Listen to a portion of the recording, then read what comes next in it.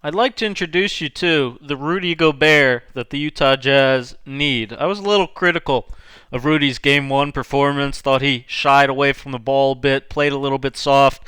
But Game 2, Game 3, he's gotten better every single game, and he is playing tough and big, which is what the Jazz need him to do and what he has not always done in the playoffs. 24 points, 14 rebounds, 5 offensive, 11 of 15 from the field. Let's dive deep into the film and show you how Rudy played exactly how the Jazz need him to play in their crucial Game 3 blowout win. First of all, started the right way in the dunker spot where you usually find him offensively. It's called that because on the perimeter, Royce O'Neal beats his man here. Now Paul Millsap's going to step up to stop the ball, which is going to create the dump off now to Rudy. And sometimes he's a little bit shy about getting the ball in here. Sometimes not the best hands, or takes him a while to power up. Here, despite a tiny little bobble, look at him explode up. They call it the dunker for a reason. Dunked the ball with force, with authority. Again, started the game the right way. Here, little pick and roll with Conley. Denver's going to end up late switching it, so Jamal Murray is going to switch onto him. Rudy, though, is not going to get pushed around by Jamal Murray. He's not going to stay outside on the perimeter around the free throw line. No, he's going to work his way down, get Murray off of him, end up getting back to that dunker spot again. So now, when Jamal Murray makes that same mistake of stepping up to Ingles on the drive, this time Rudy calls for the lob and again has an easy dunk from that spot. A little pick and roll here. Coverage was a little late getting to it, but you see again, rolling hard, showing his hands, taking the bump and the foul. Nice, strong roll. Similar look here. Another angle pick and roll for Ingles to go to his left. This time help comes in a little bit more. Rudy can't get all the way to the rim.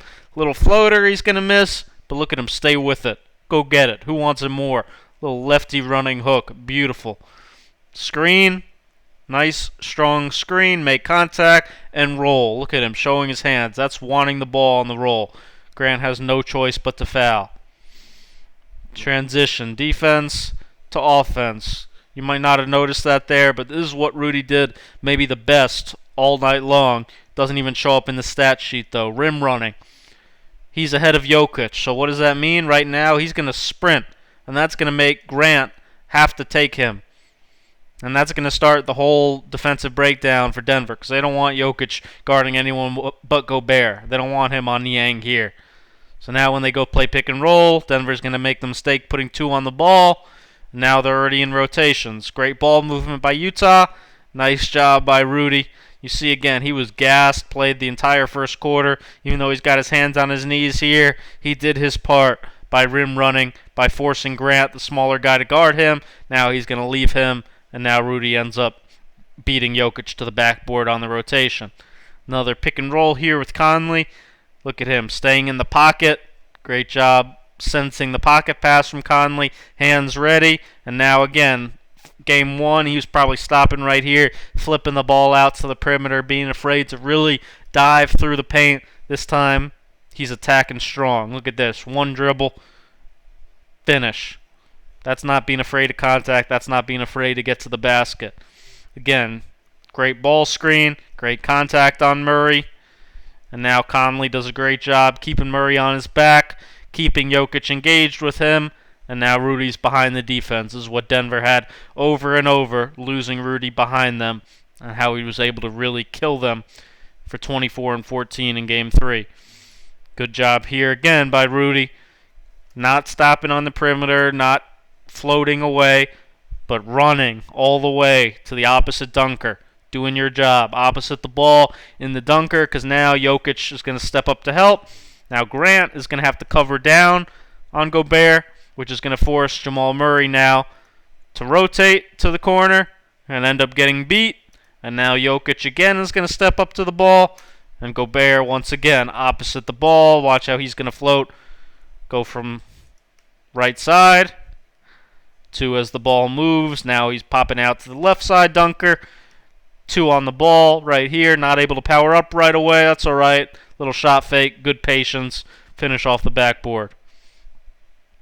Another screen. Another Jokic mistake. Stepping up repeatedly to try to contest this shot, which again is going to mean Gobert's behind the defense. Great pass by Clarkson, and then again, this is what Rudy hasn't always done, but today, this game, he played with authority.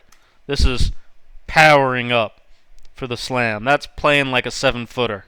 Again, look at him run. Look at him beat guys down the floor. That's a sprint. Jokic could not keep up with that already, so we got to switch. We got Murray on him. Murray can't block him out. Rudy with the tip out gets them an extra possession. What's going to end up happening? Donovan Mitchell's going to get Porter Jr. switched on him, which he wants. Huge three. Allowed Utah to keep pushing the lead out. We talk about roll gravity.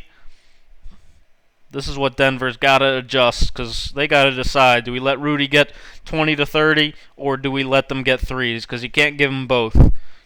Watch here as Ingles runs the side pick and roll. All three weak side Denver defenders are pulling in, all worried about Rudy.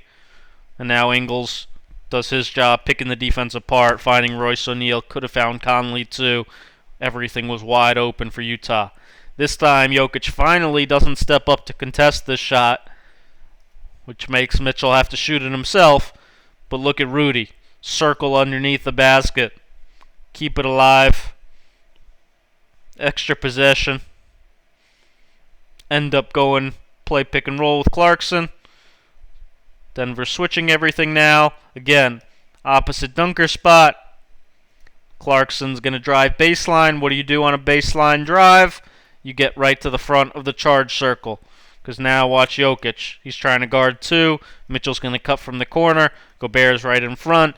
That's an impossible job for Jokic. Ends up leaving Gobert. And then again, not settling for a little floater, push shot, anything like that. That's exploding up to the rim. Good job holding the screen and then setting another one. And again, Clarkson forces Jokic to switch on to him. Gobert wanting the ball, wanting to finish at the basket. Defensively, did a great job on Murray, on pick and rolls. Great stance. Just doing this right here. If he's not up like this, you see so many teams playing this drop coverage. That's what Utah's doing. But when you're up like this, when you're in a good stance, when you got your hands up, that's taking away the pull-up right away from Murray. That's being active. That's recovering quickly to the pop on Jokic. Look at him, being in the paint, clogging it up, making it harder for Murray to get up there. But then also drifting back out because Jokic is a shooter. Got to stay home a little bit. But then great read here. End of the shot clock, sensing, okay, now I can go get it. Because otherwise Murray would have had this offensive rebound. Big time rebound. Like I said, had 14 of them on the game. Hustle, sprinting back defensively. Getting all the way back to the paint. And then look at this. Jokic has him beat down the court. He was ahead of him on this one. So Jokic has inside position. Watch what's going to happen.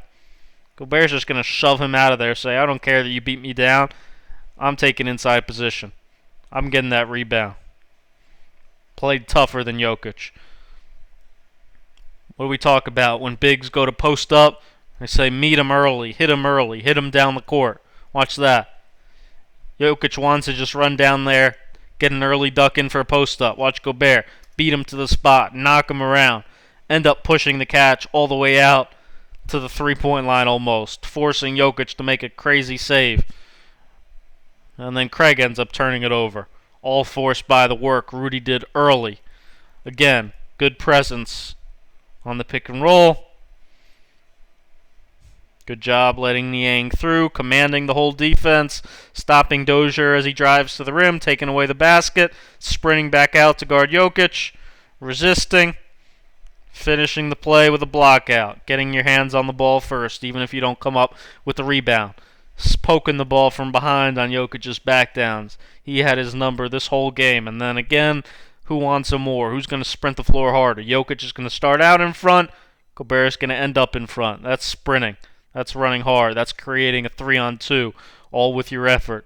Doesn't show up in the stat sheet. Resisting again in the post with that arm bar. Jokic wasn't able to move him this game. Again, holding it with a block out, being more physical. Look at this pick and roll coverage. Murray comes off trying to go quick. Great stance. Cut off the ball. Then tell Royce O'Neal, okay, now you can get back to Murray so I can guard my man Jokic. Ends up throwing the ball away. Somehow, Gobert was credited for 0 blocks on the game. He better talk to the stat keeper because I think he's got a gripe on this one. Looks like to me, as Grant tries to power up to the rim, that looks like a block to me, doesn't it? Rim protection. Playing big, doing your job, the Rudy Gobert the Jazz need. Thanks for watching. Make sure you thumb up, subscribe, enjoy Game 4 today, and hopefully we keep seeing the same Rudy Gobert.